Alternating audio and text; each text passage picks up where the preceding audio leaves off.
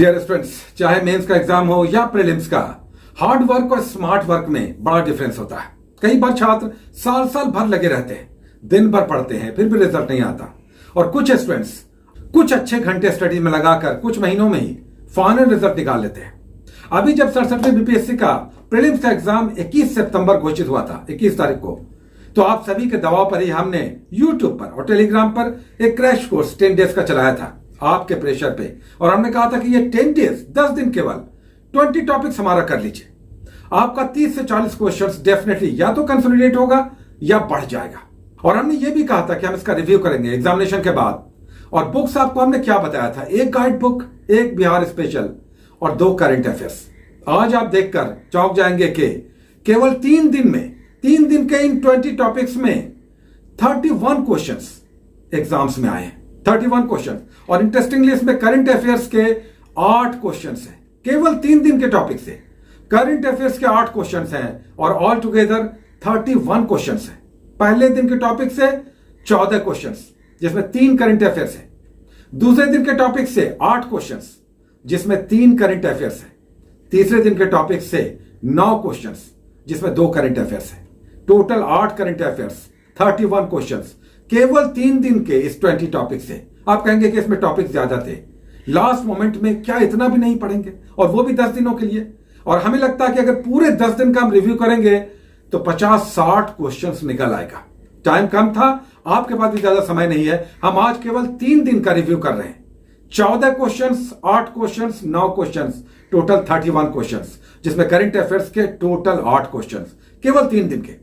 और guide book, एक Bihar special और 2 करंट अफेयर्स के साथ स्पीडी और एडिटोरियल हमने कहा था। और हमने कहा था कि बिहार करंट के भी 2 मैगजीन संभव हो, या स्पर्धा या स्पीडी ले लीजिएगा।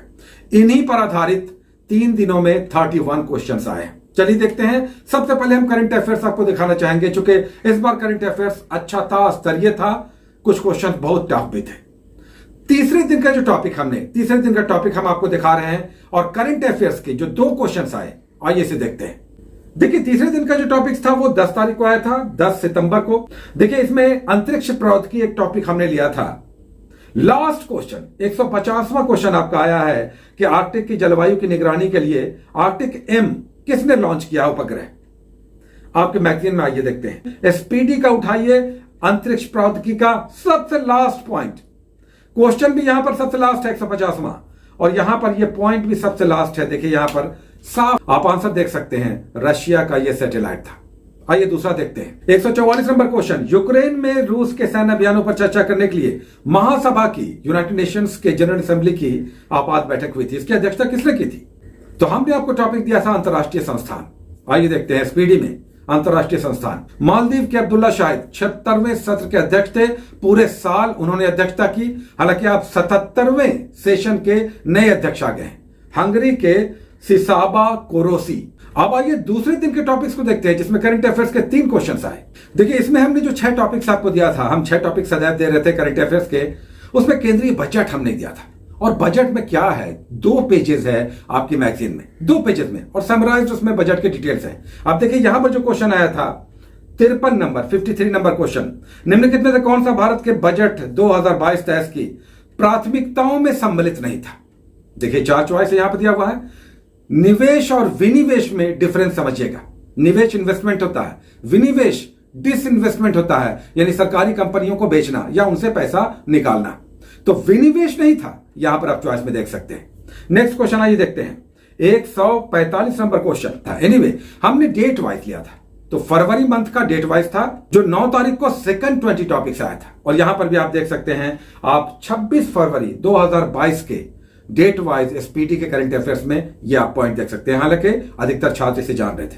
आइए नेक्स्ट करंट अफेयर देखते हैं। 60 नंबर, ये हमने बजट लिया था उस दिन के टॉपिक्स में, 9 सितंबर में। उस बजट 2022-23 में देखिए क्वेश्चन आ गया कि वित्तीय वर्ष 2022-23 के लिए राजकोषीय घाटा, फिस्कल डेफिसिट जीडीपी का क्या था। आप देख सकते हैं, यहां पर आप देख सकते हैं कि 3.47 बिल्कुल क्लियर यहां पर लिखा हुआ है कि फिस्कल डेफिसिट यह था। ये 9 तारीख दूसरा टॉपिक जो आया था उसके 3 करंट अफेयर्स थे, तो 3 और 2 5 हो गए। आइए पहला टॉपिक जो हमने 8 तारीख को लिया था, 20 टॉपिक्स, उसमें 3 करंट अफेयर्स आए। ये 3 करंट अफेयर्स कौन से थे? इसमें देखिए 129 नंबर, ये हम डी सेट का आपको दिखा रहे हैं, डी सेट का 129 नंबर क्वेश्चन, अल्पसंख्यक मंत्रालय का अतिरिक्त कार्यभार। देखिए स्पीडी में साफ दिया हुआ है और हाईलाइट करके दिया हुआ है।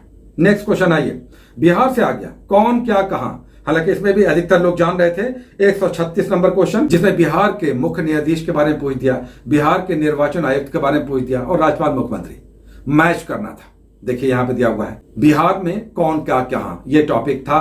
पहला टॉपिक जो हमने दिया था उसमें से 3 करंट अफेयर्स आए थे, 2 हमने दिखा दिया, ये तीसरा देखते हैं। तीसरा करंट अफेयर्स भी बिहार से रिलेटेड था। इसमें बिहार की योजनाएं हमने आपको टॉपिक में दिया था, जो 6 करंट अफेयर्स हम दे रहे थे 20 टॉपिक्स में।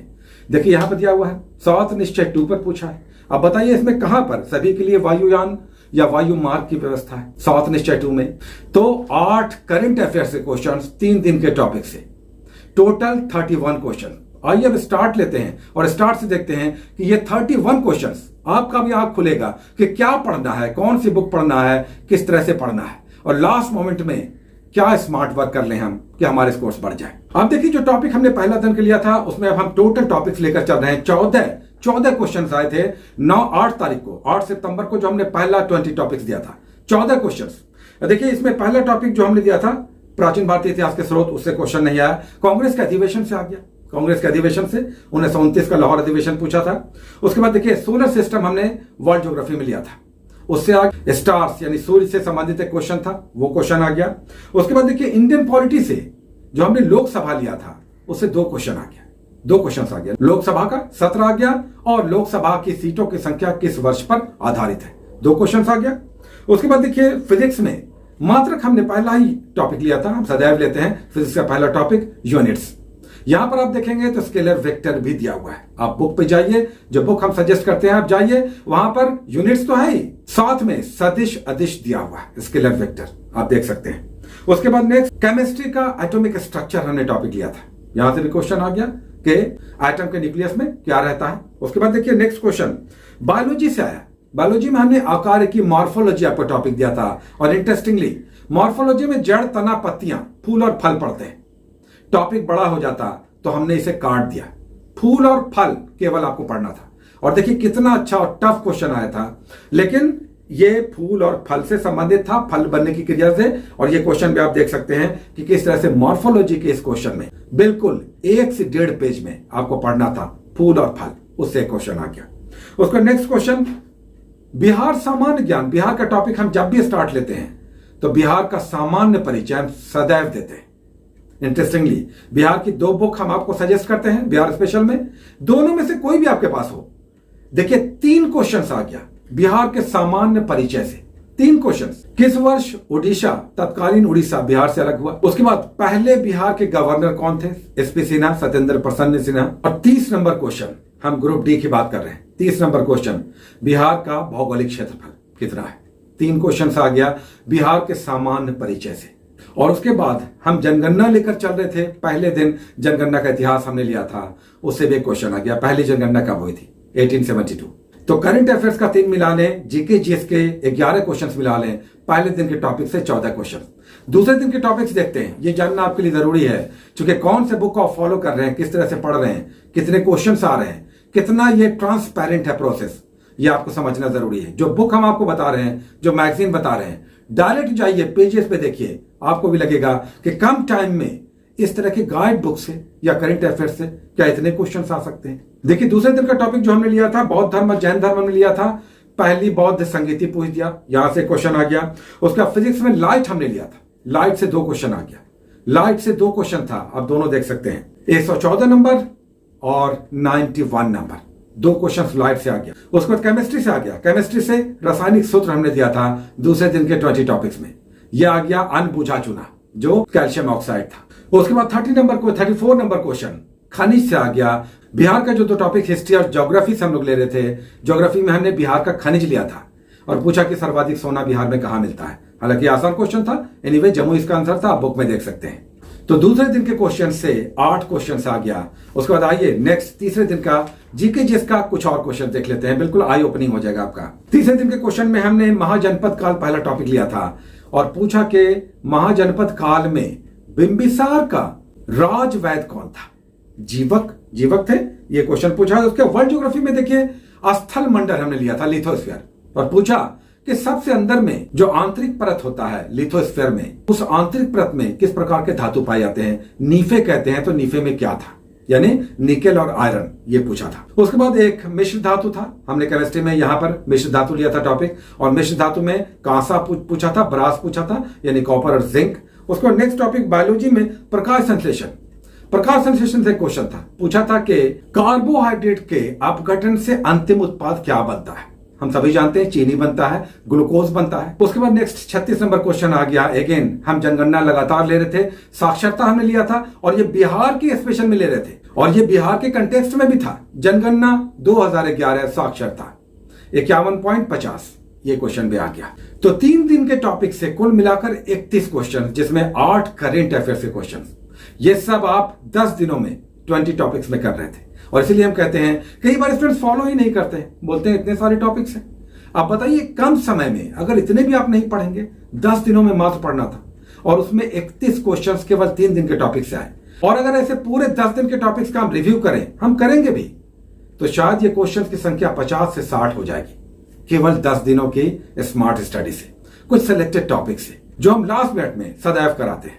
तो आप सभी को भी ये समझना होगा कि बहुत सारी बुक्स नहीं पढ़ना है, कुछ अच्छी बुक्स, कुछ अच्छे करंट अफेयर्स, और डिसिप्लिन्ड होकर कुछ समय स्वाध्याय, और फिर डेफिनेट रिजल्ट।